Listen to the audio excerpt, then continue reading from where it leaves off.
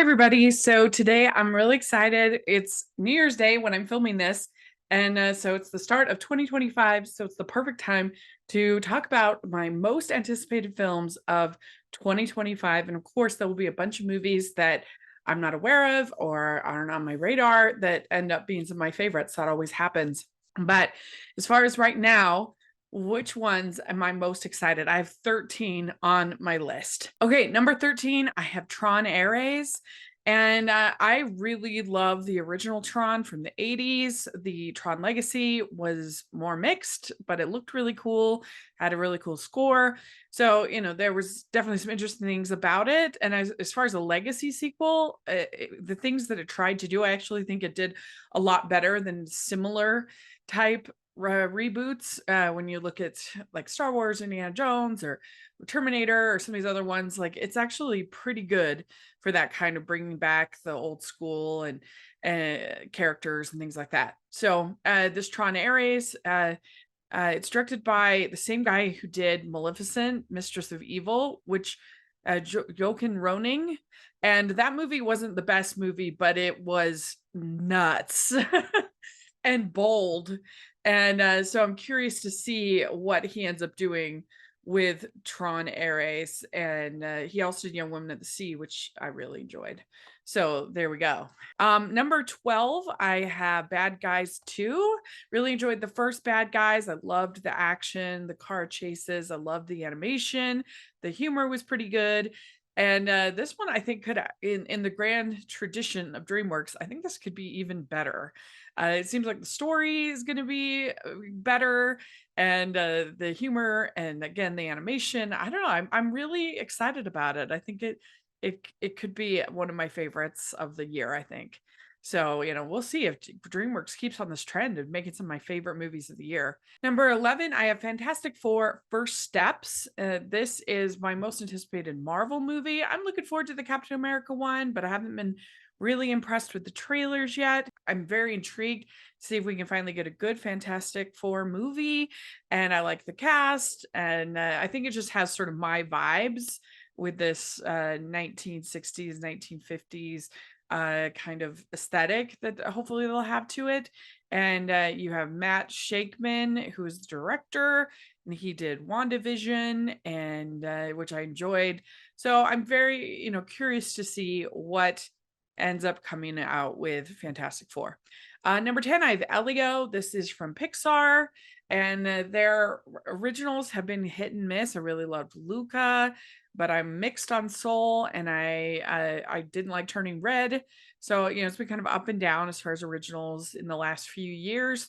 But this, I think it looks pretty good. I liked the trailer. It's the idea of this kid kind of representing Earth, these aliens, and I think it has a lot of potential to be a very cute, sweet, fun movie. It's directed by the director of Burrow, which was a short that was really cute a couple of years ago, and then Domi Shi, who did Turning Red. We'll see if they're able to pull it off and it ends up being good. I like the fact that they took an additional year, to make it and make it better. So that's always a good sign. Number 9, I have Avatar: Fire and Ash. So far, I've liked both of the Avatar movies. The second one I thought was better than the first one, just story wise, and I really liked the family theme and the immigrant theme, and it's just such a beautiful world to be in. And I'm curious what they're going to do next. Number 8, I have Karate Kid Legends. I think this looks really fun. You've got Jackie Chan and Ralph Macchio and this new kid, and I think it looks cute. I think it looks like it could be a fun time. Number 7, I have Zootopia 2. I'm really hoping that they are not leaning as much into the allegory as they did with the first one. I hope that they just tell a good detective story, a good case, and we get that banter between Judy and Nick. I think it'd be real fun if it's like a buddy movie, and there's so much potential within that world that they only spent like a few seconds in the first one in some of these lands, and there's a lot of potential in there, and I hope it's funny, and so I'm excited with that. Number 6, I have Mission Impossible: The Final Reckoning. Now, I am not like in love with this series. To me, it's for some reason a little bit forgettable, but I can't deny that every single one of them, in my opinion, has been watchable and entertaining. The especially the last like three, four have just the stunts and the spectacle and everything have been so impressive and entertaining that that even though I'm not particularly attached to the characters or the story, it doesn't really matter. I still feel like this is going to be a good time. I'm going to enjoy it. I've enjoyed all of them so far, to different degrees. Number 5, I have Mickey 17, and this was actually on my most anticipated last year because it got bumped to this year. And I'm normally not the biggest sci-fi person, so I don't know if this would be as high on my list. Just if it was just nobody, but the fact Bong Joon-ho is the director, love Parasite. I've loved everything that he has directed, and so that's enough for me to get on board and be intrigued. I thought the trailer was pretty good. So I'm definitely curious to see what he gives us with Mickey 17. Next, I have Bridget Jones, Mad About the Boy, and this is one of the only big budget rom-coms that has been announced for next year. And I'm, of course, really looking forward to it. I've liked all except for the second one of the Bridget Jones's movies. So I guess I like the first and the third of the Bridget Jones's movie. I don't like the second one, but you know, I like the character and it's a fun cast. It seems like it's gonna be pretty dishy. I'm not sure how they're gonna bring back Hugh Grant because he died. So I guess those will be flashbacks, I guess. I don't know. But Emma Thompson, I think Colin Firth is just gonna be also flashbacks. Chiwetel Ejiofor, Isla Fisher. So it's a fun cast. So I'm, you know, looking forward to that. And I don't know if Red, White, and Royal Blue 2 will get a 2025 release. It hasn't been filmed yet. I know they're still working on it. So I just don't know. That it might be a quick turnaround. But if it does get released, then of course I'll be really intrigued and really excited and nervous about that. Next up for me is the new Superman movie. I loved the trailer.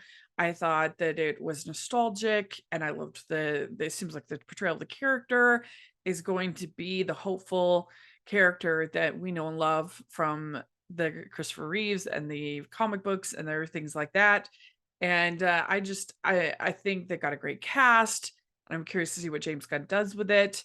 And so I'm very hopeful that it'll end up being good. Number 2, I have Paddington in Peru. It's Paddington 3.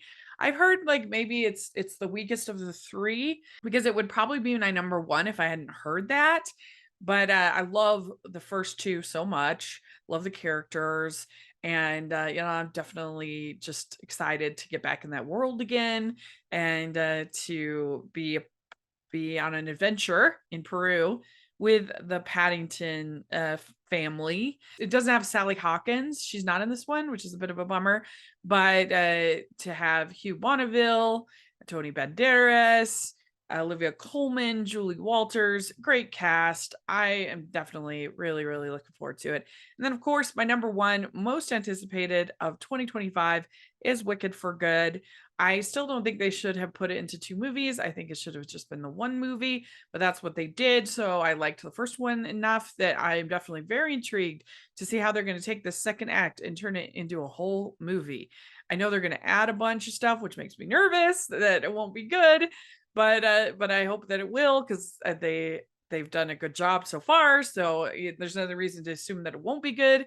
But all the new stuff and then working in with the, of course, second act of the musical. What are they going to do? Is it going to be disappointing because how much we enjoy the first one? I don't know, but definitely my most anticipated and excited. And you know, we'll see how it all turns out. But there we go. That's my most anticipated films of 2025. Let me know about you. What are you most looking forward to? I would love to hear in the comment section or on Twitter. And you can find me at Rachel's Reviews all over the place. So make sure you check that out. And also check out the Hallmarkies podcast because I have lots of great content over there. And if you are listening on iTunes, please leave your ratings and reviews. That really, really helps me a lot. And if you're watching on YouTube, please give the video a thumbs up, subscribe to the channel. That's the biggest way you can help me, and I would just love to get past the 5,000 subscriber mark. I'm so close. Please take a look at that. And also check out the patron group. That's a great way that you can support the channel and get really cool perks. Like we have this Friday, we have our patron event for January where actor Jesse Hutch, who is in feature films, he's in Homestead that came out this month, and as well as TV movies, other things. He's doing a Q&A for us for the patrons, and that's any level patron can participate in these activities. And so it's just super cool. If you want an inside look at what goes into making movies and to have this cool group experience as part of the patron, please check that out. And then I have the merch store. We have tons of fun designs, including my Smile and Frown Worthy designs. They're in there, so check that out. And thanks so much, everybody. Happy New Year. We'll talk to you later. Bye.